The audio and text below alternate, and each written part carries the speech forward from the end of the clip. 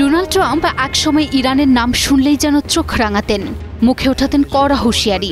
যার সর্বোচ্চ চাপ নীতিতে কাঁপছিল তেহরান, আজ সেই ট্রাম্পের মুখেই যেন বাজছে শান্তির বাঁশি।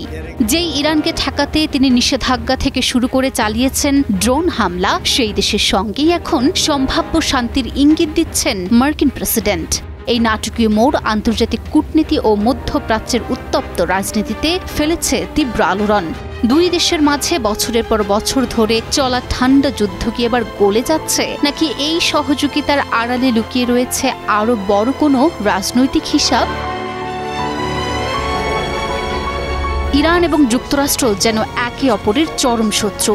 সেই শত্রুর জেরেই ইরানের তেল ও তরলীকৃত প্রাকৃতিক গ্যাস রপ্তানিতে সাহায্যের অভিযোগে ৫০০রও বেশি ব্যক্তি, প্রতিষ্ঠান ও জাহাজের উপর বৃহস্পতিবারই নিষেধাজ্ঞা আরোপ করল মার্কিন ট্রেজারি বিভাগ। তাদের লক্ষ্য ইরানের শক্তি রপ্তানির মূল উপাদানগুলো ভেঙে দেয়া। কিন্তু তার ঠিক পরের দিনই ট্রাম্প সবাইকে অবাক করে জানালেন, ইরান এখন শান্তি চায় এবং যুক্তরাষ্ট্র তাদের সঙ্গে শান্তির পথে কাজ করবে। ৯ অক্টোবর ভোরে মন্ত্রিসভার বৈঠক শেষে এক বিস্ময়কর ঘোষণায় যুদ্ধবিরতির খবর জানালেন মার্কিন প্রেসিডেন্ট ডোনাল্ড ট্রাম্প। গাজায় হামাস ও ইসরায়েলের মধ্যে শান্তির পথ খুলে দেওয়ার দাবি করতে গিয়েই উঠে এলো এক বিস্ফোরক তথ্য, ইরানে মার্কিন হামলার প্রসঙ্গ।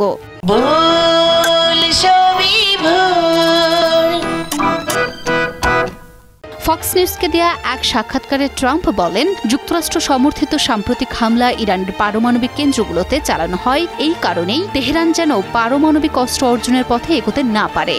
তার ভাষায়, ইরান পারমাণবিক অস্ত্র তৈরি থেকে আর ১ মাস বা ২ মাস দূরে ছিল, আর যদি আমি তা হতে দিতাম তাহলে এই চুক্তি সম্ভব হতো না।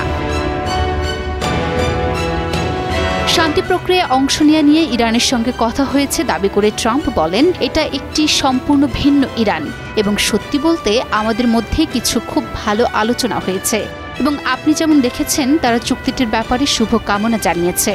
তারা কয়েক ঘন্টা আগে একটি বিবৃতি দিয়েছে যে তারা চুক্তির সাথে একমত। এটা একটা অসাধারণ ব্যাপার। তিনি বলেন, ইরান এখন শান্তি চায় এবং যুক্তরাষ্ট্র তাদের সঙ্গে শান্তির পথে কাজ করবে। এদিকে ইসরায়েলও ইরানের সঙ্গে আর উত্তেজনা বাড়াতে চায় না বলে বার্তা দিয়েছেন রুশ প্রেসিডেন্ট ভ্লাদিমির পুতিন। তিনি বলেছেন, ইসরায়েলের প্রধানমন্ত্রী বেনিয়ামিন নেতানিয়াহু তাকে ইরানের কাছে একটি বার্তা পৌঁছে দেওয়ার অনুরোধ করেছেন। বার্তাটি হলো, তেল আবিব আর তেহরানের সাথে উত্তেজনা বাড়াতে আগ্রহী নয়।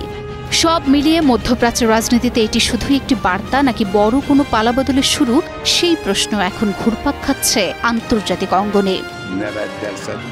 Desk report, news 24।